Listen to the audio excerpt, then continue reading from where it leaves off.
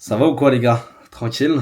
Bon, j'espère que vous allez tous très bien en tout cas. Je vous retrouve aujourd'hui pour une nouvelle vidéo pour vous parler tout simplement de comment est-ce que vous allez pouvoir vous enrichir même quand le marché baisse. Comment est-ce que c'est possible que des mecs fassent des milliers, des dizaines de milliers, voire des centaines ou des millions même de dollars tous les jours alors que le marché de la crypto est en chute libre. En chute libre, j'ai un peu abusé, puisque le Bitcoin est quand même à 70 000 dollars. On l'a connu à des niveaux plus bas, mais il y a quand même des mecs qui réussissent à faire de l'argent pendant que le marché baisse. Donc dans cette vidéo, je vais vous montrer comment est-ce que moi je fais de l'oseille, concrètement, mais comment est-ce que vous aussi, vous allez pouvoir en faire si vous faites la même chose que moi. Évidemment, je ne vais pas vous montrer toutes mes techniques, je ne vais pas vous montrer toutes mes stratégies, puisque ça, c'est réservé aux membres de mon groupe privé. Mais en tout cas, je vais vous expliquer et vous montrer concrètement comment est-ce que vous allez pouvoir faire de l'argent en 2026 alors que le marché baisse. Tout d'abord, il faut savoir que moi, j'ai commencé la crypto, c'était en 2020. C'était après le Covid. Le marché n'avait même pas encore connu son bull run de 2020-2021. Et c'était un marché où en fait, si tu faisais pas d'argent, t'étais une merde. Concrètement, t'étais clairement une merde, vu toutes les opportunités qu'il y avait absolument tous les jours. Vu toutes les cryptos qui explosaient à chaque fois, si tu faisais pas d'argent, vraiment, t'étais un loser. T'étais un foiré, genre. Et moi, j'ai commencé comme ça, donc j'ai commencé à investir en spot, etc. À l'époque, tu me prenais des 30%, des 40% par jour sur des cryptos, c'était exceptionnel. Puis, j'ai commencé à m'intéresser aux leviers. J'ai commencé à trader avec les leviers, etc. À l'époque, je tradais sur Binance Future, pour ceux qui ont connu, pour les plus anciens. Et du coup, je faisais beaucoup d'argent en tradant les futurs. C'est comme ça que vraiment j'ai fait le plus gros de mon argent. C'était en tradant les futurs. J'envoyais des trades à toute berzingue, tac, tac, tac. Je faisais beaucoup d'argent, mais je tradais généralement sans stop loss. Jusqu'au jour où en fait le marché a fait un moins 40 ou moins 50% en une soirée. En une soirée, je me suis fait liquider. J'ai perdu quasiment tout mon capital. Et à ce moment-là, je me suis dit, putain, je viens de niquer 6 mois de trading juste parce que j'ai pas mis de stop loss. Et du coup, je vous parle de ça puisqu'en fait, cette époque-là, elle n'existe plus là actuellement. Actuellement, là, toutes les cryptos sont en train de baisser. Il n'y a pas trop d'argent à se faire si vous investissez en spot. Et c'est pour ça que moi, je vais vous expliquer comment est-ce que je réussis à faire de l'argent, comment est-ce que je suis vraiment l'un des rares traders à vraiment faire de l'argent en France et à le montrer au quotidien, que ce soit sur Instagram, sur Telegram, et là maintenant même sur YouTube. Et comment est-ce que vous, du coup, vous allez pouvoir faire la même chose?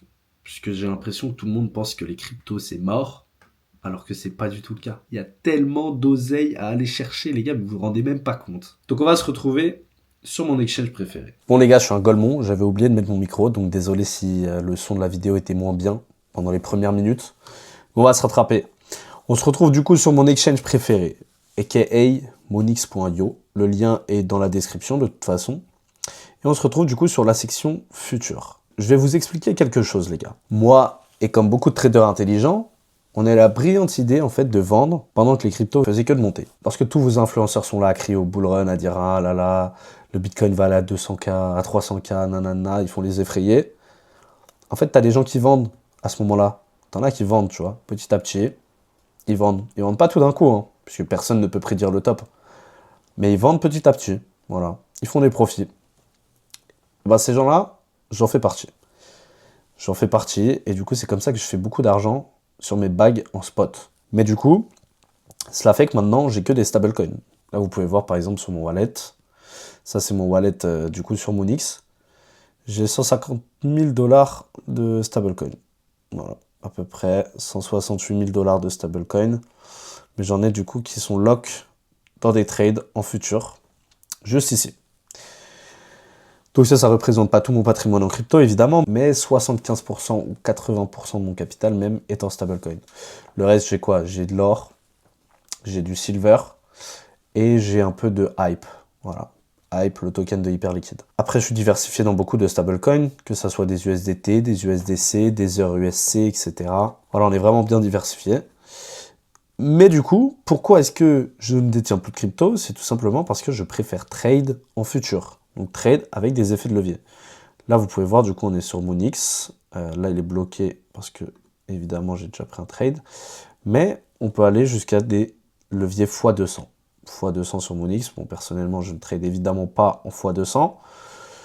Mais je vais trader maximum en effet de levier x10. Vous voyez? Voilà.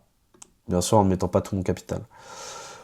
Et du coup, ça me permet de faire des trades. Comme par exemple aujourd'hui, là où j'ai un trade sur le Solana, un short sur le Solana, je suis à 1700 $ de bénéfice. Et celui-ci, un long sur le BTC que j'ai pris aujourd'hui, où je suis à 2000 $ de bénéfice dans la journée. Enfin, je suis à 300 $, 340 $ de bénéfice. Dans la journée, du coup, j'ai fait 2000 $ de bénéfice, ce qui fait un peu plus d'un SMIC. Voilà, c'est très propre. Généralement, j'arrive à faire des journées ouais, à 2000, 3000, 5000 $, parfois 10 000. C'est plus rare. Je vous mens pas, c'est plus rare, mais ça peut arriver. Ce qui fait qu'en fait, à la fin du mois, j'arrive avec un bilan où je fais généralement entre 10 et 30, 40 cas par mois. Il y a des jours où je perds, il y a des jours où je gagne. C'est pareil pour tout le monde. Et du coup, lorsque le marché baisse, vous voyez, lorsque vous avez tous ces mouvements-là, par exemple sur Ethereum, où on a vu une belle ascension juste ici, jusqu'à peu près 5000 $, et bah depuis son top, donc depuis son ATH, l'Ethereum, il est redescendu à 1989 $. Ce qui est quand même assez inquiétant. Et du coup, pendant que tous ces gens-là sont en train de perdre de l'argent, tous ceux qui sont en spot évidemment, et ben il y a des gens comme moi en fait qui viennent short le marché et qui viennent faire chuter les prix. Donc pendant que vous achetez de l'Ethereum, moi j'en vends, hop, on va se mettre sur mon TradingView juste ici. Lorsque vous allez prendre un short, en fait, vous allez prendre du coup une position à la baisse. Tac. Vous voyez, comme ça. Hop, imaginons que là j'ai pris un short ici, vous voyez. Du coup, vous prenez une position à la baisse. Donc vous pariez sur la baisse d'un actif. Si vous avez vu le film The Big Short, vous le savez déjà. Vous savez qu'il y a des gens qui font énormément d'argent en pariant contre le marché.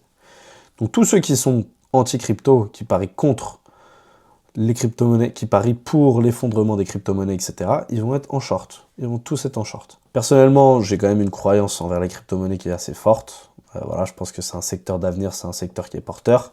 Mais, évidemment, je suis plus là pour l'argent. Je ne vais pas vous mentir, la technologie, je m'en bats un peu les couilles. Je suis là pour faire de l'oseille, parce que je suis un trader. C'est aussi simple que ça. Et du coup, vous voyez, pendant tous les bolos là d'influenceurs, tous les petits geeks qui sont H24 dans leur chambre en train de vous faire des petites informations, de vous parler du marché, de vous parler des nouveaux tokens qui sortent, etc. Bref, les mecs qui font pas d'oseille. Et bah eux, pendant qu'ils sont là, en train de vous dire, rachetez du Bitcoin, ça va monter, rachetez nanana, on a eu une phase de lune, je sais pas quoi. Et ben moi, en fait, je suis en train de short. Donc vous voyez, je suis en train de faire de l'argent sur leur gueule. Pendant que eux sont tous en train d'acheter là comme des golemons, sans vous dire qu'ils achètent, mais ils voient juste leur bague fondre, bah moi, je suis en train de faire de l'oseille. Je suis en train de faire de l'oseille parce que je suis en maxi short, vous voyez. Le short, les gars, c'est la base. Si vous n'arrivez pas à shorter un actif, vous n'arriverez pas à faire de l'argent. Surtout dans la crypto-monnaie, où le marché est tellement volatile, en fait, que vous avez toujours des opportunités pour short. Un short, deux shorts, trois shorts, quatre shorts, cinq shorts, six shorts, sept shorts, huit shorts, neuf shorts. Il y a toujours des shorts à prendre, les gars. Toujours, que ça soit sur des time frames. Là, je suis en daily, mais vous voyez, lorsqu'on a de la baisse, même en daily, lorsqu'on a de la baisse, généralement, ça se fait sur plusieurs jours.